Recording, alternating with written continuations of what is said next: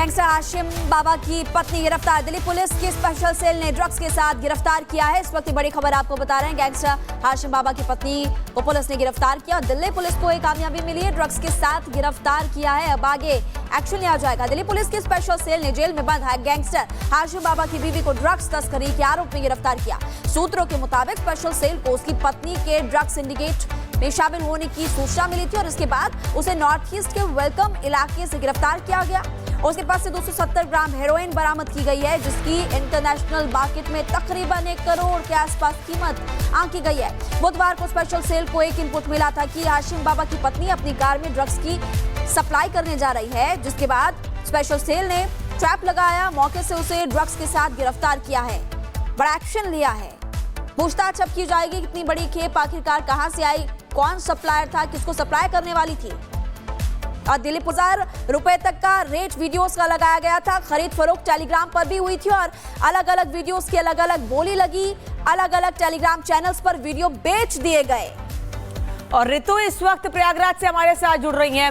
ऋतु, बड़ी संख्या में महिलाएं अभी भी स्नान करने के लिए परिवार के साथ पहुंच रही हैं और ऐसे में अब ये मामला जो सामने आया है, एक डर भी है महिलाओं में। हालांकि मामला दर्ज कर लिया गया है, कार्रवाई की जाएगी, ये साफ कर दिया गया है।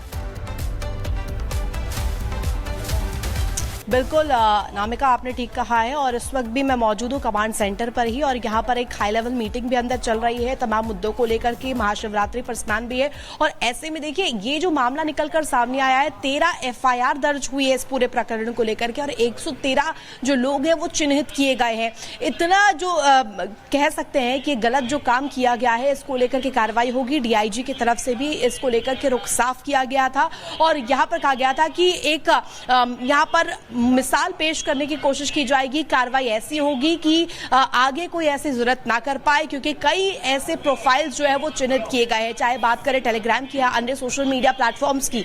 ऐसे जो सोशल मीडिया साइट्स है जहां पर ऐसे पिक्चर्स, ऐसे वीडियोस संचालित किए गए, उनके जो एडमिन है उनसे लगातार जो पुलिस प्रशासन है वो कार्रवाई को लेकर के जानकारियां भी मिल रही है। उनसे लगातार एक्शन मोड में इस वक्त जो पुलिस और प्रशासन है वो नजर आ रहा है। इस वक्त हम कमांड सेंटर पर ही मौजूद, अंदर हाई लेवल मीटिंग भी चल रही है और खास तौर पर आपको बता दें कि इस पूरे प्रकरण को लेकर के खास नजर बनी हुई है। और अगर बात करें आला अधिकारियों की, DIG की बात करें, कुंभ DIG की तरफ से साफ किया गया था कि 13 FIR इसको लेकर के दर्ज हुए हैं। उन तमाम लोगों पर कार्रवाई की जा रही है और आगे आने वाले दिनों में आप जानकारी दे रहे हैं कि मीटिंग चल रही है और आगे एक्शन लिया जाएगा। बहुत बहुत शुक्रिया जानकारी देने के लिए। अब खबरों में आगे बढ़ते हुए खबर आपको बताएंगे राखी सावंत पर भी।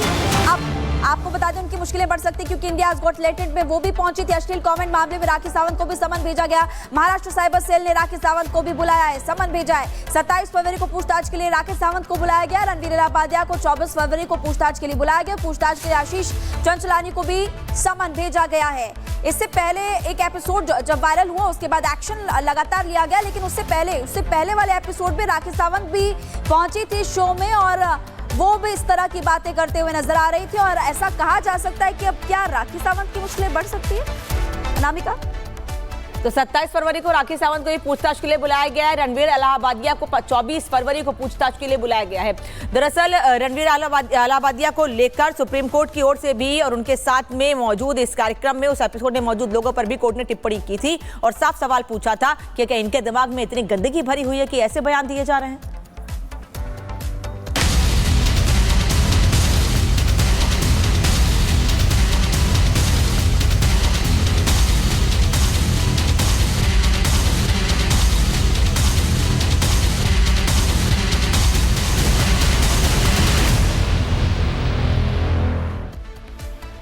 संभल में 24 नवंबर को हुई हिंसा के आरोप में जो लोग पकड़े गए हैं वो अब कई बड़े खुलासे कर रहे हैं। एक आरोपी ने तो हिंदू पक्ष के वकील विष्णु शंकर जैन को लेकर ऐसा खुलासा किया है कि हड़कंप मच गया है। रिपोर्ट देखिए।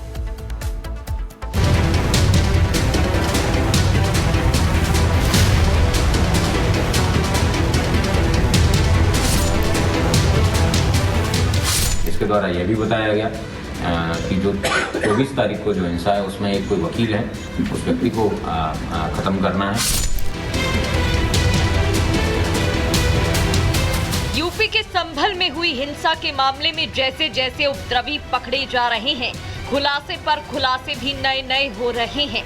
संभल हिंसा मामले में गिरफ्तार गुलाम नाम के एक आरोपी ने अब खुलासा किया है कि 24 नवंबर को हिंसा इसलिए की गई थी क्योंकि टारगेट पर हिंदू पक्ष के वकील विष्णु शंकर जैन थे, जिनकी दंगाइयों ने हत्या करने का प्लान बनाया था। दंगाइयों का प्लान था कि घेरकर विष्णु शंकर जैन पर हमला किया जाए और गोली मारकर उनकी हत्या कर दी जाए।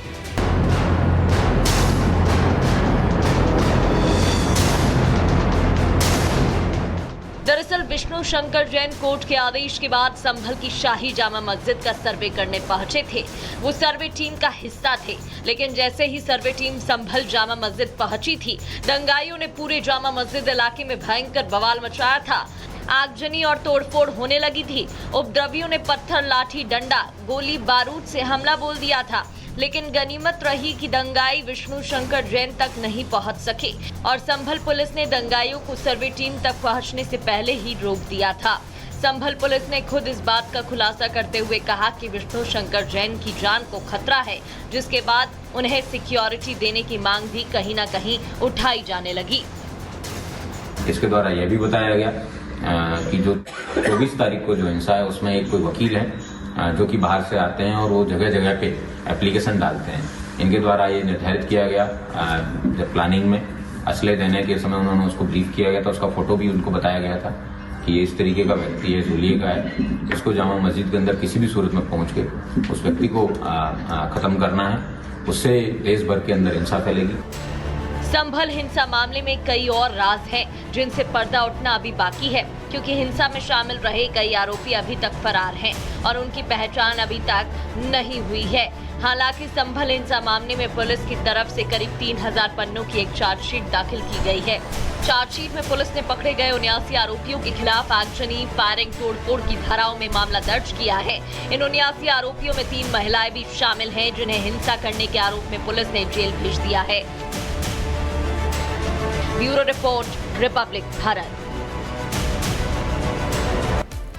और अब खबर बिहार से। आपको बता दें, बिहार के सासाराम में बोर्ड परीक्षा के दौरान बवाल मच गया और विवाद के दौरान बदमाशों ने 2 छात्रों को गोली भी मार दी। गोली लगने से एक छात्र की मौत हो गई है और एक छात्र घायल बताया जा रहा है। छात्र की मौत पर नाराज ग्रामीणों ने जमकर हंगामा किया। नेशनल हाईवे पर नाराज लोगों ने आगजनी की है। कोलकाता वाराणसी नेशनल हाईवे पर कई किलोमीटर तक लंबा जाम लगा। ये बड़ी खबर आपको दिखा रहे हैं। पुलिस भी मौके पर पहुंची थी। पेपर के दौरान विवाद हुआ, छात्र की मौत हुई, लोगों में आक्रोश और यहाँ पर आपको धुआं भी नजर आएगा, क्योंकि जो लोग हैं उन्होंने यहाँ पर आगजनी भी की है। नेशनल हाईवे पर ये आगजनी की गई है। बड़ी संख्या में लोग आपको नजर आ रहे हैं जो कि आक्रोश दर्ज कर रहे हैं पुलिस के पास। पुलिस इस पूरे मामले की जांच पड़ताल करेगी।